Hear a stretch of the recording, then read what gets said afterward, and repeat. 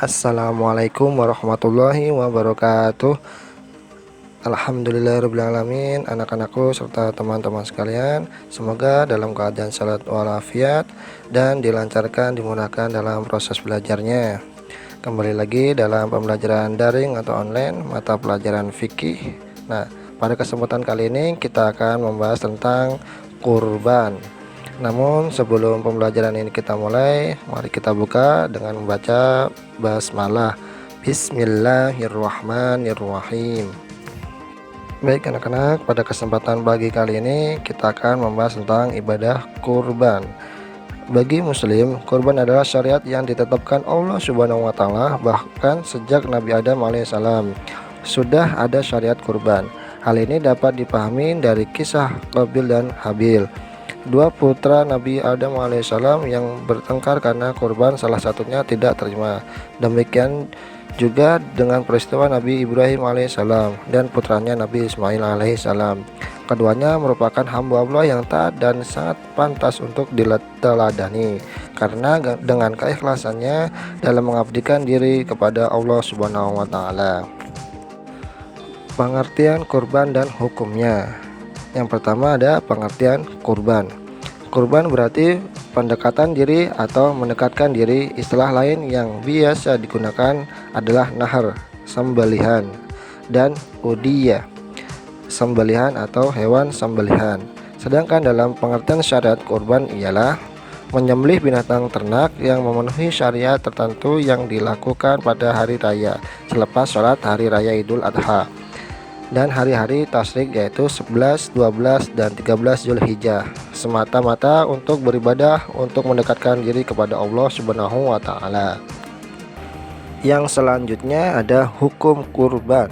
Kurban hukumnya sunnah muakkad atas orang yang memenuhi yaitu syarat-syarat yaitu Islam, merdeka bukan hamba sahaya, balik lagi berakal, mampu untuk berkurban. Kecuali kurban sebagai bentuk nazar, maka itu wajib sebagaimana ibadah-ibadah ketaatan lainnya. Orang yang telah mampu tetapi tidak melaksanakan kurban, maka orang tersebut tercela dalam pandangan Islam.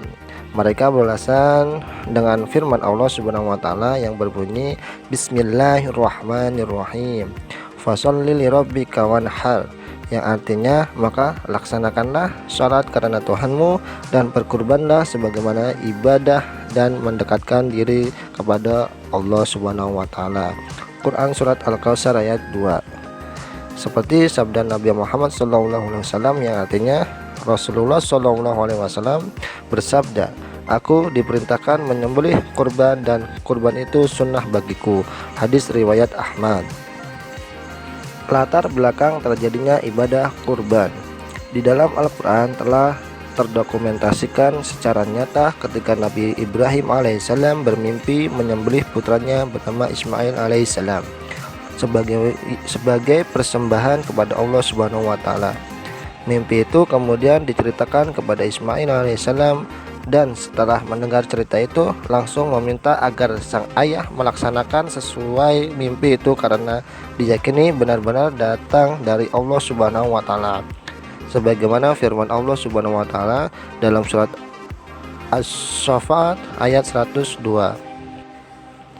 Bismillahirrahmanirrahim.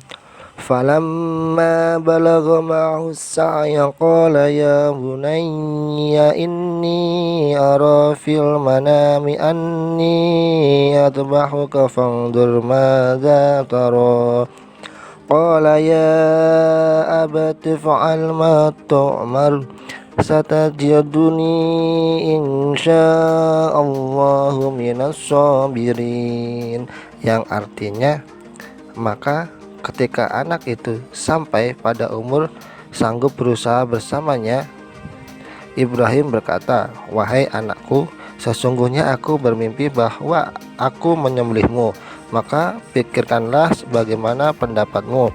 Dia Ismail menjawab, "Wahai ayahku, lakukan apa yang diperintahkan Allah kepadamu.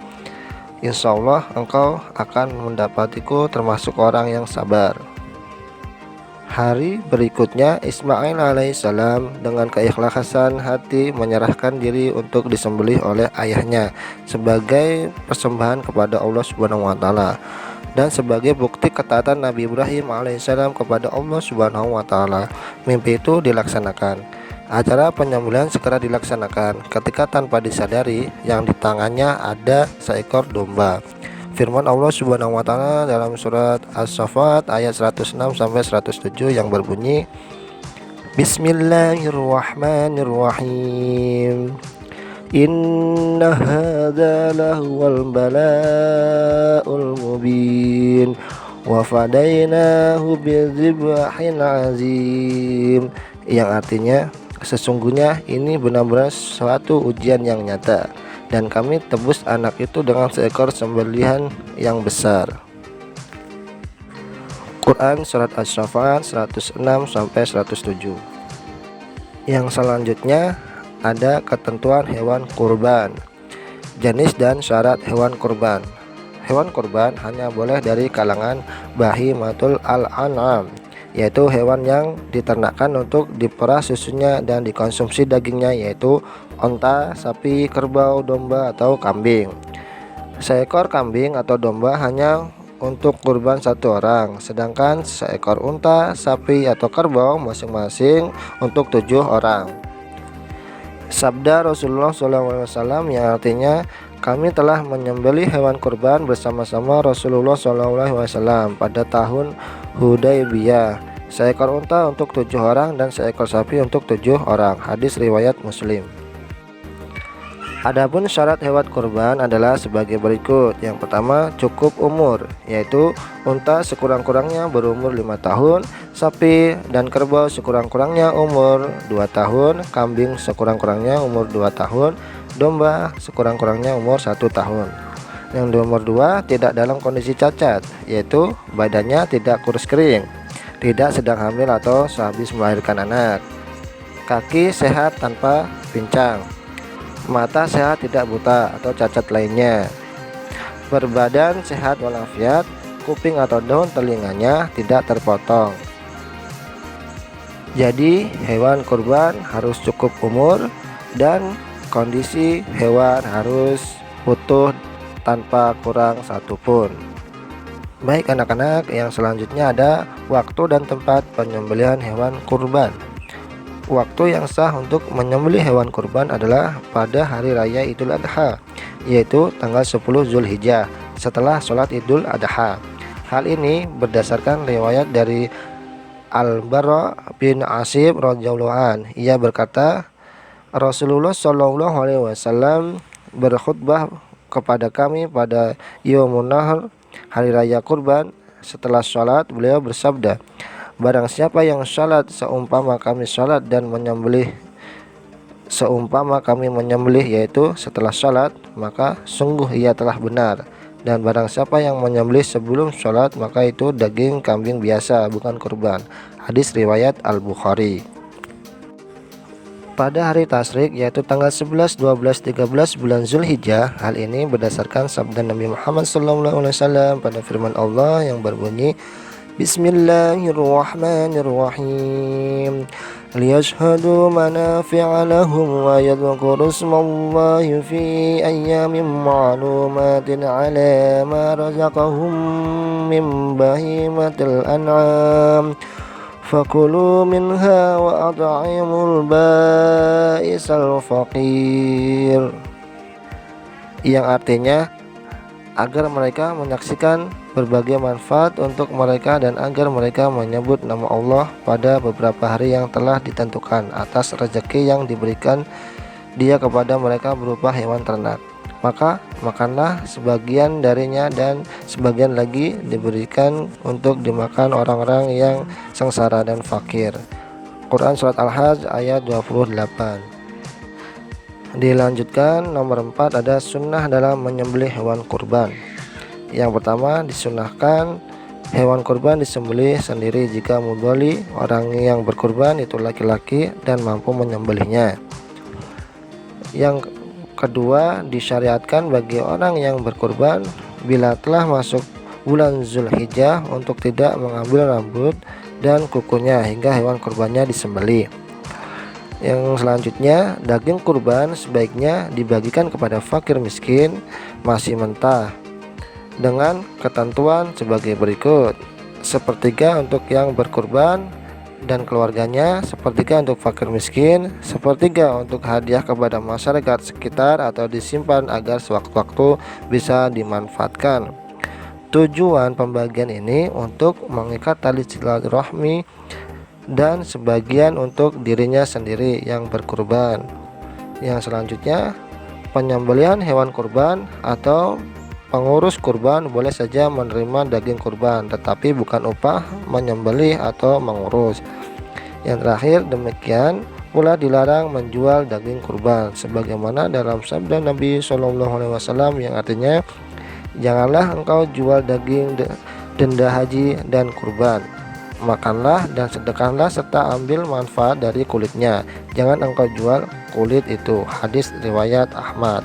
Nah, itu sunnah dalam menyembelih hewan kurban. Yang selanjutnya ada cara penyembelihan hewan kurban. Yang pertama, menggunakan pisau yang tajam. Semakin tajam pisaunya, maka akan semakin baik. Hal ini telah didasarkan oleh hadis Shaddad bin Aus radhiyallahu an, jika Nabi SAW berkata, sesungguhnya Allah Subhanahu wa taala mewajibkan melakukan ihsan atau kebaikan dalam segala macam hal. Apabila kalian membunuh, maka bunuh secara ihsan, secara baik. Dan jika kalian menyembelih, maka sembelihlah secara ihsan juga, secara baik. Hendaknya kalian mempertajam pisau dan menyenangkan sembelihannya. Hadis riwayat Muslim. Yang selanjutnya, baiknya tidak mengasah pisau yang akan digunakan untuk menyembelih di hadapan hewan yang akan disembelih. Hal ini dapat membuat hewan yang akan disembelih itu takut sebelum disembelih. Hal ini didasarkan pada hadis Ibnu Umar radhiyallahu an yang mengatakan Rasulullah SAW memerintahkan agar mengasah pisau tanpa memperlihatkan kepada hewan. Hadis riwayat Ahmad Ibnu Majah.